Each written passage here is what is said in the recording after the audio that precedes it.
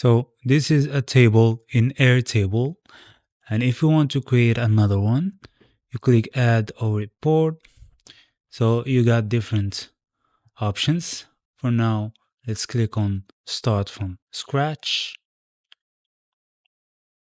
All right, I'll name it tutorial. So as you can see, it looks similar to a spreadsheet, but it's basically a base or a database. Here we got the fields as columns and the rows are the records. All right, and here in the field we got uh, different types of fields: single text, a long text, or the date, a phone number, an email, an URL. So we got all types of fields that we could find. I'll just keep it as clients, for example. I'll click on save, and here in this field, I will be typing in emails.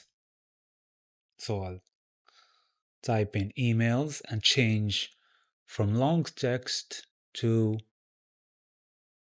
emails. And then click on save. And the third field, I'll type in phone numbers. So we could go through different types of fields we could use. Phone number here, and click on save. So I got three different fields: client, emails, and phone numbers. For clients, I just drag and drop some names, some emails, and phone numbers. All right, we got our names and emails and phone numbers. I'll add another field, which is dates or dates. Let's choose the type of field. I'll click on dates. So if you want to include time, just switch this on. If you don't want to, you just keep it this way. I'll just keep it this way. Or let me show you how it looks with time included. Click save.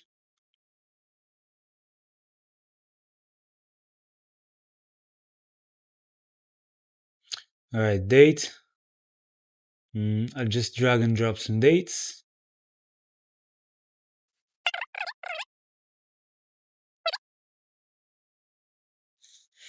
All right, let's just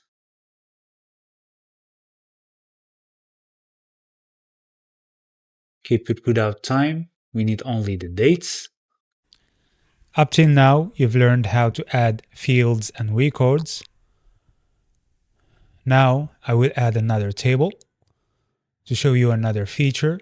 It's an important feature. If you have two different tables, but they're related to each other somehow, this is the second table. I will add another field.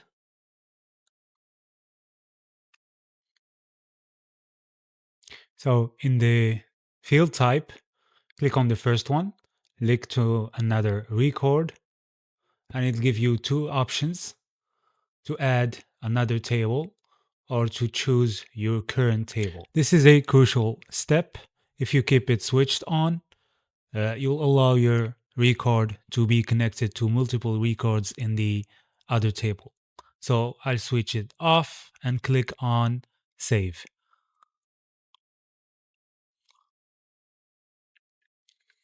Now choose the field to relate to.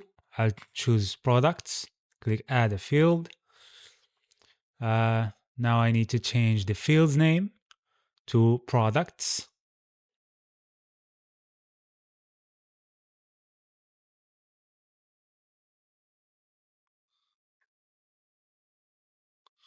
I'll click on save. Now I can add the records from the other table to this table. Clicking this plus, I will choose Mario, of course, the name of the clients. So if you click on the name, you'll find all the informations logged in as a form. We got the camera, which is the products, and all the information from the other table. I'll just add the other clients.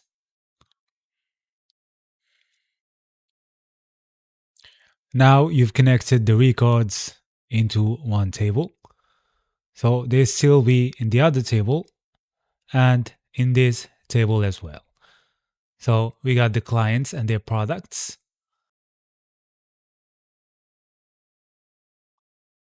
Now we learn some really important formulas, which are the if statement and the switch statement.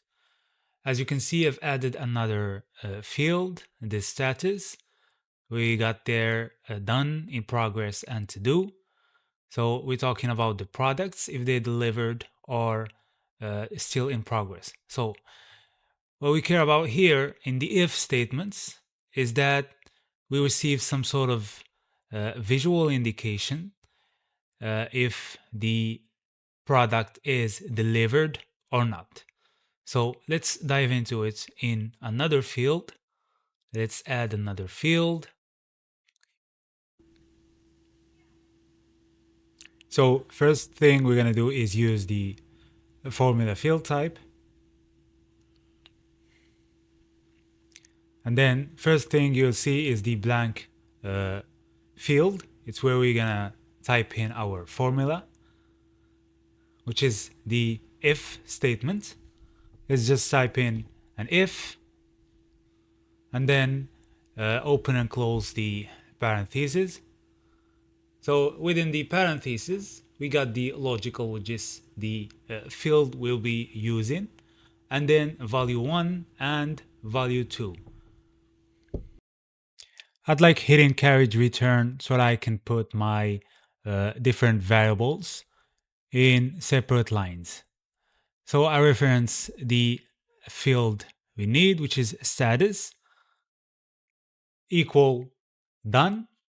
I'll put it within a single quotation. So you can put it in a single quotation or a double quotation. It's the same. So we got if status equal done. I'll put on a comma and then hit carriage return again. And here, what we want to see if the status is done. I'll put it within a single quotation again, and then I'll add a checkbox. So if the status is done, we will see the checkbox. I'll add a comma again, and then to the next value.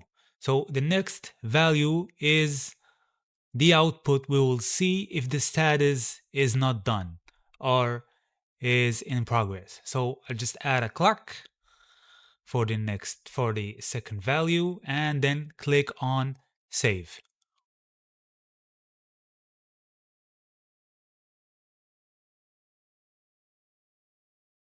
And as you can see, the if statement is done. So I'll change this to in progress so you can see it changed to a clock. And where I do to do or done, it'll turn to a checkbox. So the next function is the switch statements. It's a bit different from the if one.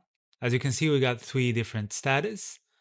The switch statements enables us to output different values depending on each one. Let's add another field and use the formula field type. And then in the blank field, type in switch. Just change the label to switch. Then add the open and close the parentheses.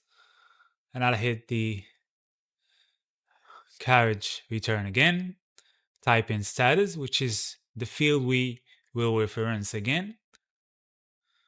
As you can see, it's similar to the if statement. except for the comma instead of equal. I'll hit the carriage return again. I'll go to a new line, and within a single quotation again, I'll type in done. So if the status is done, the output will be a checkbox again. I'll just add a checkbox, another comma, and then I'll hit the carriage return again to add the other value, which is to do, and then I'll add an exclamation mark. So to do means that the product is still in the warehouse, as I've said before. Let's add the last value, which is in progress. Of course, within the single quotation, a mark, and a single quotation again, and the clock mark. And then click on save. As you can see, each output has its own mark or indication. So if I change each one, it'll be changed to its own value. So sometimes we would have no updates on the status. For example, if we got no products in the warehouse, we will have to output an indication for that. So I will add a default value in the formula field. I'll add a new line, in the new line, of course. I will add a black moon as an indication. Just gonna look for the black moon. And then I'll click on save. Now I'll go and add a blank option within the 3 options.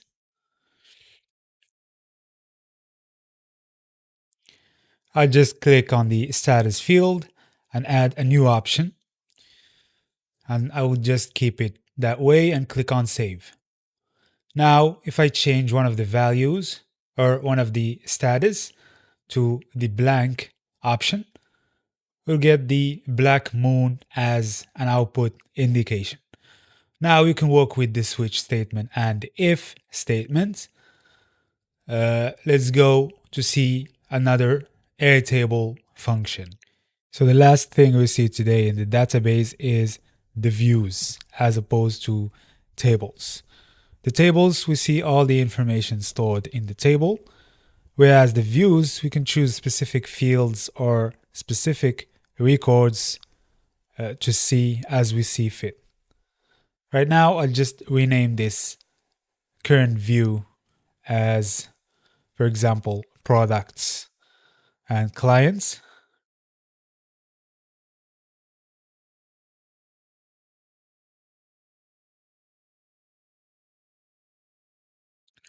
I just no thanks. So click on create new and then grid to add a new view. All right, you can name it whatever you want. I'll just type in delivered, for example,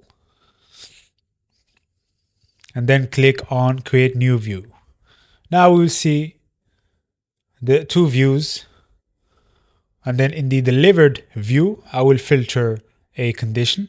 Click on filter. As you can see, we got many options, and click and add condition. And then instead of clients, click on status and then choose the done option.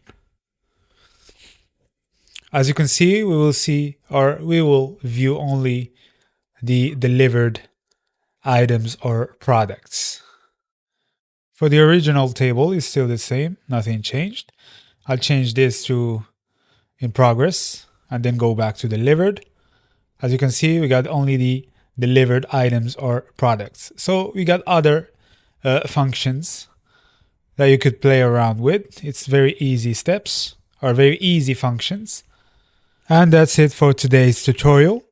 Thanks for watching and see you next time.